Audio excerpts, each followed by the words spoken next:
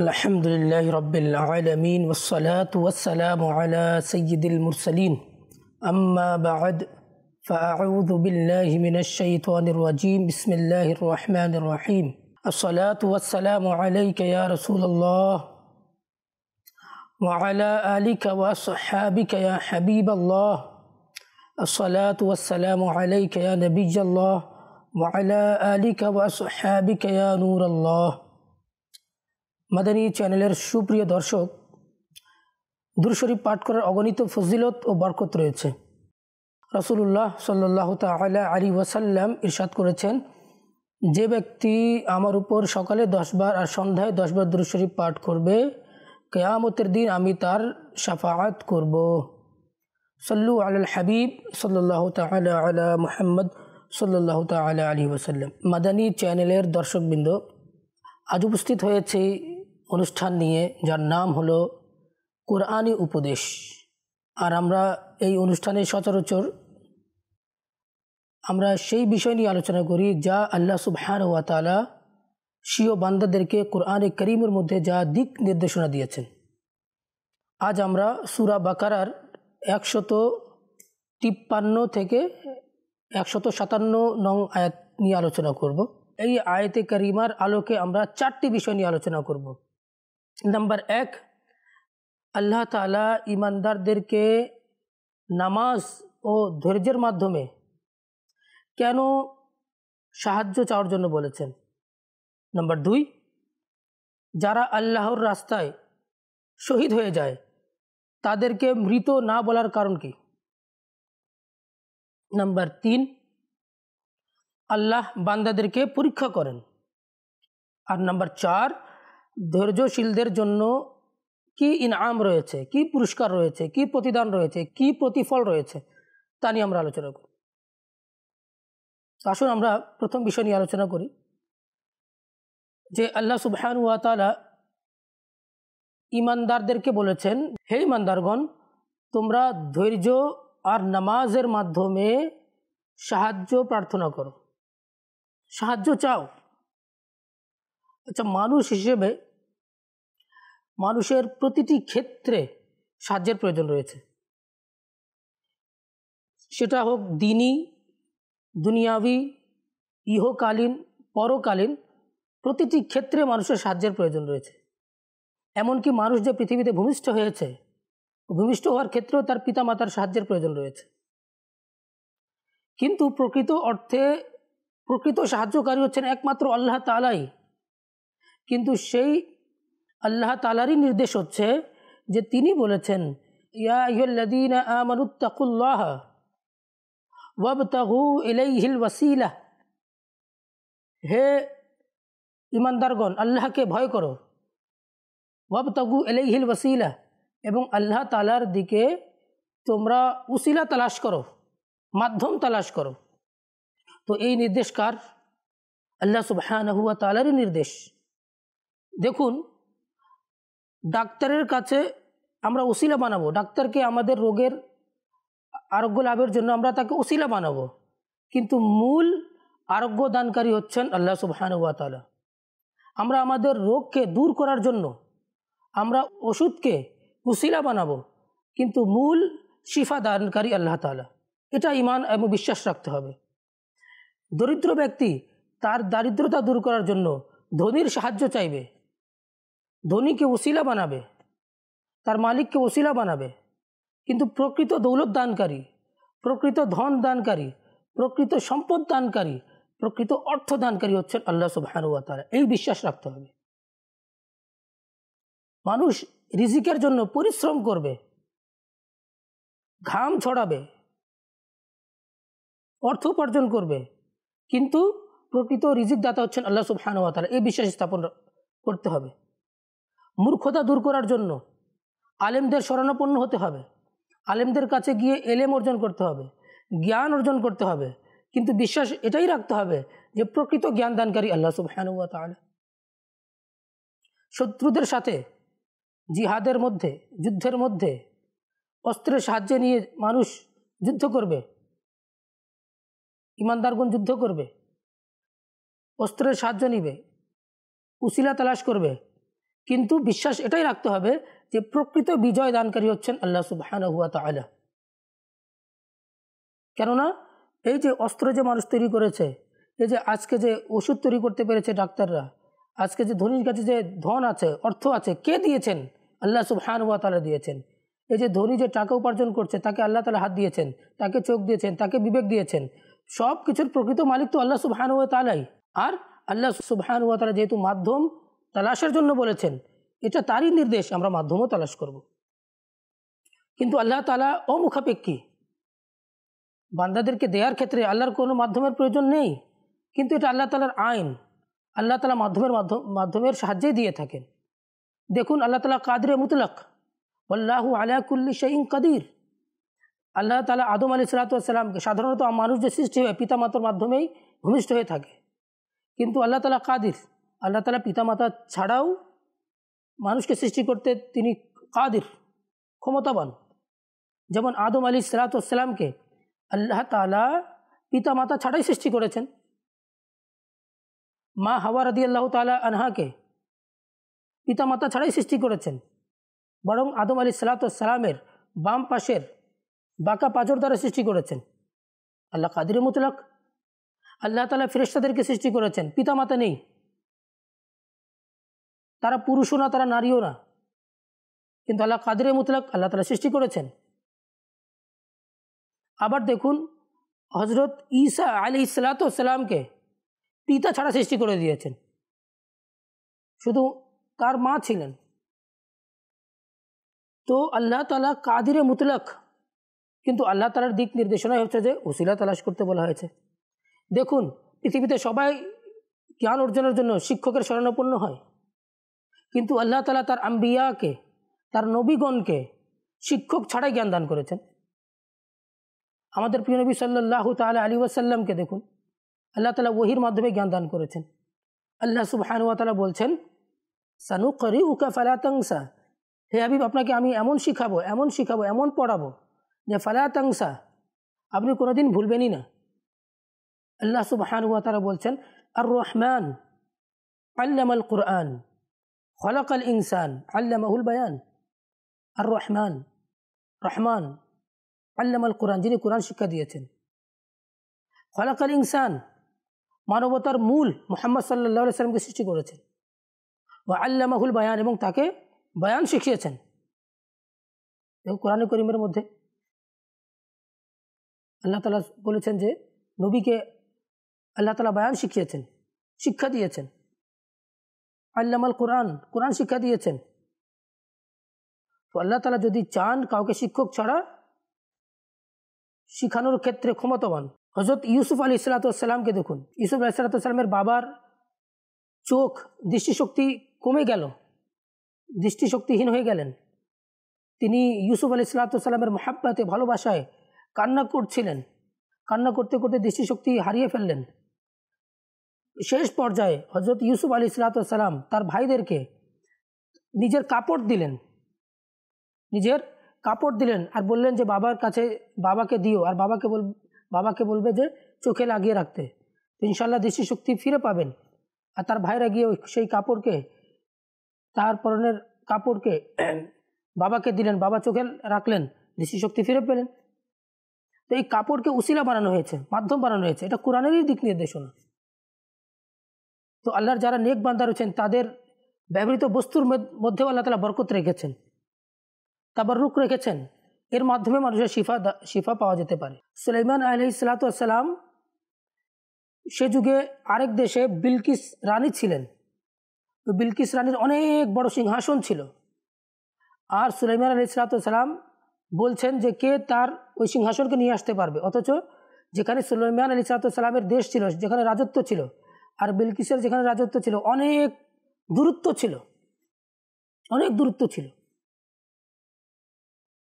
কিন্তু আর এত ভারী সিংহাসন আনার ক্ষেত্রে তিনি বলেছেন যে কে সেটা এনে দিতে পারবে। তখন সেখানকার আসিফ বিন বারখিয়া বলছেন যে হুজুর আপনার চোখ পলক বন্ধ হওয়ার পূর্বেই আমি এনে দিতে পারবো। তো তিনি যে এনে দিতে পারবেন, তিনি যে আল্লাহর নেক বান্দা ছিলেন, কে ক্ষমতা দিয়েছেন? আল্লাহ তাআলা দিয়েছেন। সুলাইমান আলাইহিসসালাম চাইলে তো আল্লাহ তাআলার কাছে বলতেন যে আল্লাহ তুমি সিংহাসন এনে দাও, কিন্তু তিনি বললেন কে এনে দিতে পারবে। তিনি সাহায্য চেয়েছেন কার কাছে? আসিফ বিন বারখিয়ার কাছে। তো সাহায্য চাওয়া শিরিক না। হ্যাঁ, যদি তার অন্তরে এটা বিশ্বাস থাকে যে একমাত্র সাহায্যকারী হচ্ছেন আল্লাহ তাআলা, আর আমি যে বান্দার কাছে সাহায্য চাচ্ছি এটা হচ্ছে উসিলা তালাশ করা, তাহলে কোনো সমস্যা নেই। আজ আমাদের সমাজের মধ্যে দেখা যাচ্ছে সামান্য কথায় কথায় আমরা শিরকের ফতোয়া দিয়ে দিই যে এটা সাহায্য চাওয়া যাবে না, চাওয়া যাবে না। অনেকে বলে যে নবীর কাছে সাহায্য চাওয়া যাবে না। আসুন আমরা একটা হাদিস শুনি যে একবার একজন সাহাবী রাদিয়াল্লাহু তাআলা আনহু হুজুর সাল্লাল্লাহু তাআলা আলাইহি ওয়াসাল্লামের দরবারে উপস্থিত হলেন। বললেন, ইয়া রাসূলুল্লাহ, ইয়া হাবিবাল্লাহ, আমার চোখে দৃষ্টিশক্তি নেই, আমি অন্ধ, আপনি আল্লাহ তাআলার দরবারে দোয়া করে দিন বা আমাকে দোয়া শিখিয়ে দিন যেন আমি যেন দৃষ্টিশক্তি ফিরে পাই।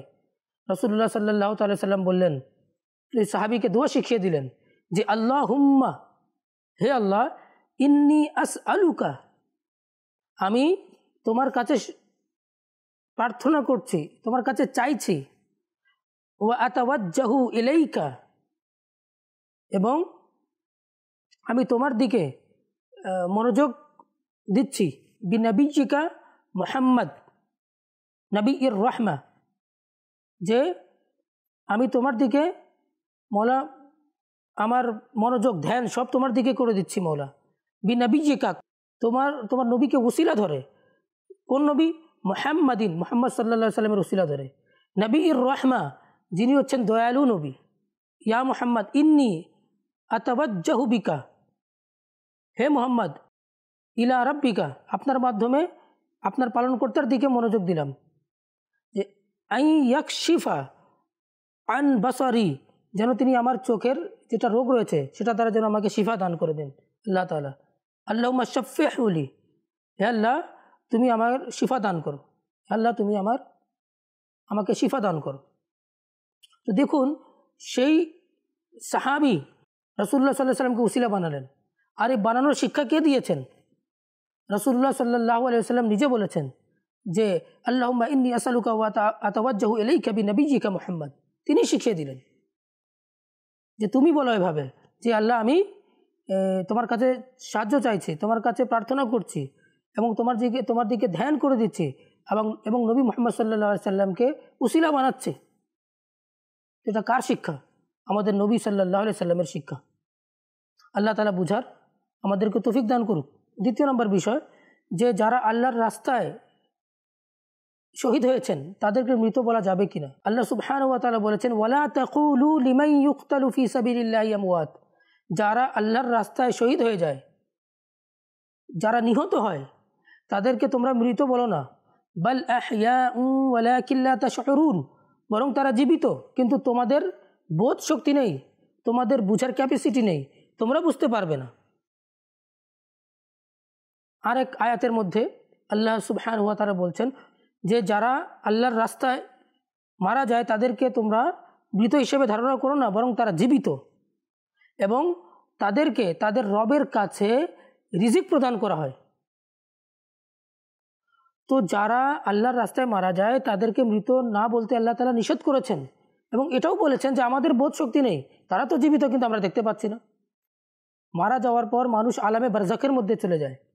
আলামে বারজাখ অর্থাৎ পর্দার একটা জগৎ, সেখানে দেখতে কবরটা ছোট মনে হচ্ছে, আবার বলা হয় যে অনেক বড় চোখওয়ালা ফেরেশতা সেখানে প্রবেশ করবে। আমাদের তো বিবেকে এটা আসবে যে ছোট একটা কবরের মধ্যে আবার দুজন ফেরেশতা কিভাবে আসবে।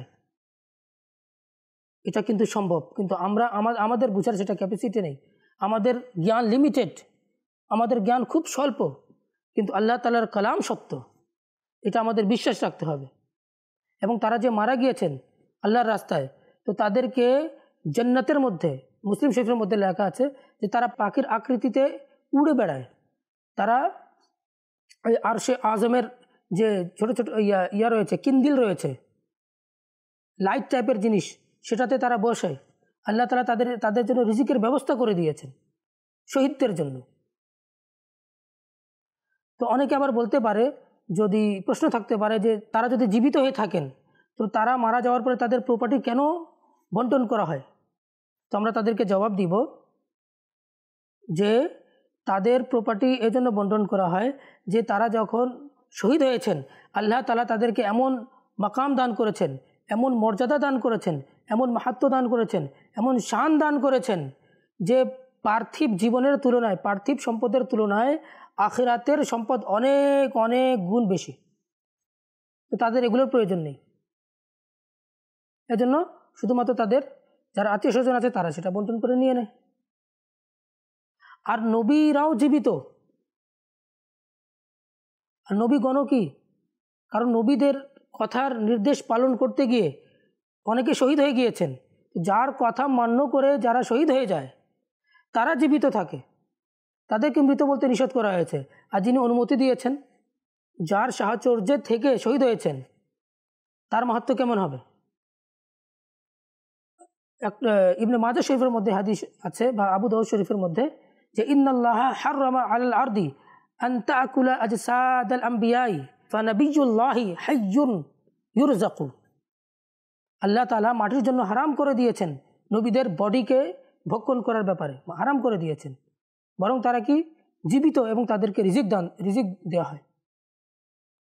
আর নবীদের ক্ষেত্রে তো আর একটু ডিফারেন্স একটু পার্থক্য হচ্ছে, যারা অলিগণ যারা জীবিত আছেন আর নবীগণ জীবিত আছেন। তো নবীগণের জীবিত হওয়াটা এমন যে মানুষ যখন মারা যায় তার প্রপার্টি বন্টন হয়, কিন্তু নবীদের ক্ষেত্রে প্রপার্টি বন্টন হবে না এবং তাদের স্ত্রীর সাথে, তাদের স্ত্রীরা কারোর সাথে বিয়ে করতে পারবে না। যেভাবে হায়াতে জাহিরিতে প্রকাশ্য জীবনে যেভাবে তাদের উপর হুকুম হাকাম জারি হতো তার স্ত্রীদের ব্যাপারে, ঠিক তেমন হুকুম হাকাম তাদের জন্য সেই হুকুম হাকাম জারি থাকবে, তারা কারোর সাথে বিয়ে করতে পারবে না। আল্লাহ তাআলা আমাদেরকে বুঝার তৌফিক দান করুক। এবার আসুন আমরা 3 নম্বর বিষয় নিয়ে আলোচনা করি। আল্লাহ তাআলা বান্দাদেরকে পরীক্ষা করেন। আল্লাহ সুবহানাহু ওয়া তাআলা বলছেন ওয়ালা নাবলুওয়ান্নাকুম বিশাইইম মিনাল খাউফি ওয়াল জুই ওয়া নাকসি মিনাল আমওয়াল ওয়াল আনফুসি ওয়াস সামারাত ওয়া বাশশিরিস সাবিরিন। আর আমি অবশ্যই পরীক্ষা করব। কি দ্বারা? বান্দাদেরকে ভয় দ্বারা, ওয়াল জু এবং ক্ষুধা দ্বারা, ওয়া নাকসি মিনাল আমওয়াল এবং অর্থের ঘাটতি দ্বারা, ওয়াল আনফুস সন্তানদেরকে মৃত্যু দিয়ে, আত্মীয় স্বজনদের মৃত্যুর মাধ্যমে, কোনো প্রাণের মৃত্যুর মাধ্যমে পরীক্ষা করব। ওয়াস সামারাত এবং ফসল আদির বিনষ্টের মাধ্যমে পরীক্ষা করব। দেখুন অনেক সময় দেখা যায় ওই আল্লাহ তাআলা আমাদের কাছে পরীক্ষা নিয়ে থাকেন, আমাদের কাছে অর্থের অভাব হয়ে যায়। অনেক সময় যারা 3 বেলা খায় দেখা যায় 2 বেলা নসিব হয় না, অনেকের 1 বেলা নসিব হয়। আল্লাহ তাআলা আবার পরীক্ষা নেন। অনেক বড় ব্যবসায়ী থাকে, হঠাৎ করে সে দেউলিয়া হয়ে যায়, টাকা পয়সা সব শেষ হয়ে যায়, সে তার কাছে কর্জ হয়ে যায়। আবার অনেক সময় দেখা যায় অনেক পিতামাতা রয়েছেন, তার ছোট সন্তান ছোট অবস্থায় মারা যায়। ধৈর্য ধারণ করতে হবে যে আল্লাহ তাআলা সেই সন্তান দিয়েছেন এবং আল্লাহ তাআলাই নিয়ে নিয়েছেন, সেখানে কোনো ধরনের কোনো কথা বলা যাবে না, বরং ধৈর্য ধারণ করতে হবে। আর যখন ধৈর্য ধারণ করবেন, এই ছোট বাচ্চাই কিয়ামতের দিন আপনার জন্য সুপারিশ করবে। আবার অনেক সময় কৃষক ভাইরা আমাদের ফসল লাগায়, ওই ফসল বিনষ্ট হয়ে যায়, বন্যা আসে, ঝড় আসে, তুফান আসে, নষ্ট হয়ে যায়। তো আল্লাহ তাআলাই ফসল দিয়েছেন, অনেক সময় ওই ফসলের মাধ্যমে অনেক অর্থ উপার্জিত হয়। আবার অনেক সময় বন্যা এসে ফসল নষ্ট করে দেয়। যখন ফসল বিনষ্ট হবে তখন আল্লাহ তাআলার কাছে ধৈর্য ধারণ করতে হবে এবং আল্লাহ তাআলার কাছে ফরিয়াদ করতে হবে, আল্লাহ তাআলা সমস্যার সমাধান করে দিবে। আর বলতে হবে কি যে কোনো বিপদের মধ্যে ধৈর্য ধারণ করতে হবে। এবার আসুন আমরা 4th নম্বর বিষয়ে আলোচনা করি, যারা ধৈর্য ধারণ করে আল্লাহ তাআলা তাদের জন্য কি পুরস্কার রেখেছেন। তো আল্লাহ সুবহানাহু ওয়া তাআলা বলছেন ওয়া বাশশিরিস সাবিরিন, এবং ধৈর্যশীলদেরকে সুসংবাদ দাও কি আল্লাযীনা ইযা আসাবাতহুম মুসিবাহ, যখন তাদের কাছে কোনো মুসিবত চলে আসে, যখন বিপদ চলে আসে, তারা কি বলে? ক্বালু ইন্না লিল্লাহি ওয়া ইন্না ইলাইহি রাজিউন, তারা বলে যে নিশ্চয়ই আমরা আল্লাহ তাআলার পক্ষ থেকে এবং আমাদেরকে আল্লাহ তাআলার দিকেই চলে যেতে হবে, ফিরে যেতে হবে। আচ্ছা, একটা প্রশ্ন থেকে যায়, আমাদের সমাজের মধ্যে দেখা যায় যখন মানুষ মারা যায় মসজিদে মাইকিং হয়, মসজিদে ঘোষণা দেয়, এলান করে যে অমুকের পুত্র অমুক ইন্তেকাল করেছে বা অমুক ভাই মারা গিয়েছে। বাস আমরা শুনে ইন্না লিল্লাহি ওয়া ইন্না ইলাইহি রাজিউন, কিন্তু আমাদের অর্থই জানা নেই যে ইন্না লিল্লাহি ওয়া ইন্না ইলাইহি রাজিউন এর অর্থ কি। এর অর্থ হচ্ছে যে ইন্না লিল্লাহি, নিশ্চয়ই আমরা আল্লাহ তাআলার জন্য, ওয়া ইন্না ইলাইহি রাজিউন, এবং আমাদেরকে তারই দিকে প্রত্যাবর্তন করতে হবে। এই কথাটা বলতে হবে যে কোনো বিপদের সময়। আমি তাফসিরের মধ্যে পড়েছি, তাফসিরে সিরাতুল জিনানের মধ্যে লেখা আছে, যদি আপনার ঘরে লাইট চলে গিয়েছে, এটাও একটা বিপদ, লাইট চলে যাওয়া। প্রদীপ জ্বলছে, প্রদীপ যদি নিভে যায় বাতাসের কারণে, তখনও আপনি পাঠ করুন ইন্না লিল্লাহি ওয়া ইন্না ইলাইহি রাজিউন, যে কোনো বিপদের সময়। আর যখনই কোনো নেমত লাভ করবেন তখন বলবেন আলহামদুলিল্লাহ, আলহামদুলিল্লাহ, আল্লাহ তাআলা শুকরিয়া আদায় করবেন। আল্লাহ সুবহানাহু ওয়া তাআলা বলেছেন লা ইন শাকারতুম লা আযীদান্নাকুম ওয়া লা ইন কাফারতুম ইন্না আযাবি লাশাদীদ। তোমরা যদি শুকরিয়া আদায় করো, লা আযীদান্নাকুম, তোমাদেরকে আরও বেশি বাড়িয়ে দেব, ওয়া লা ইন কাফারতুম ইন্না আযাবি লাশাদীদ, আর যদি তোমরা অকৃতজ্ঞ হও তাহলে আমার শাস্তি খুব কঠিন, খুব কঠিন। আল্লাহ তাআলা আমাদেরকে বুঝার তৌফিক দান করুন। আর যারা ধৈর্য ধারণ করে, আল্লাহ তাআলা কি বলছেন, উলাইকা আলাইহিম সালাওয়াতুম মির রাব্বিহিম, যারা ধৈর্য ধারণ করছে তাদের রবের পক্ষ থেকে তাদের উপর দুরূদ ওয়া রাহমা এবং রহমত বর্ষিত হয়, এবং এরা হচ্ছে কি হেদায়েত প্রাপ্ত লোক। যারা ধৈর্য ধারণ করবে তারা কি হয়ে যাবে, হেদায়েত পেয়ে যাবে। তো মাদানী চ্যানেল দর্শকবৃন্দ, আমাদের যে কোনো, আমাদের সামাজিক জীবনে, আমাদের পারিবারিক জীবনে, আমাদের রাষ্ট্রীয় জীবনে যা আমাদের কাছে দুঃখ কষ্ট নিপীড়ন আমাদের কাছে আসে, আমাদের কাছে রোগ আসে, বালায় আসে, যা কিছু আসুক না কেন, আমরা ধৈর্য ধারণ করি, ইনশাআল্লাহ আমাদেরকে আল্লাহ তাআলা এর প্রতিদান দান করবেন। আমরা যদি পৃথিবীতে না পাই, আখিরাতে পাবো ইনশাআল্লাহ। তো আমরা যা কিছু শুনেছি, আল্লাহ তাআলা যেন আমাদেরকে এর উপর আমল করার তৌফিক দান করুক। আমিন বিজাহিন নবিল আমিন ওয়া সাল্লাল্লাহু তাআলা আলাইহি ওয়াসাল্লাম।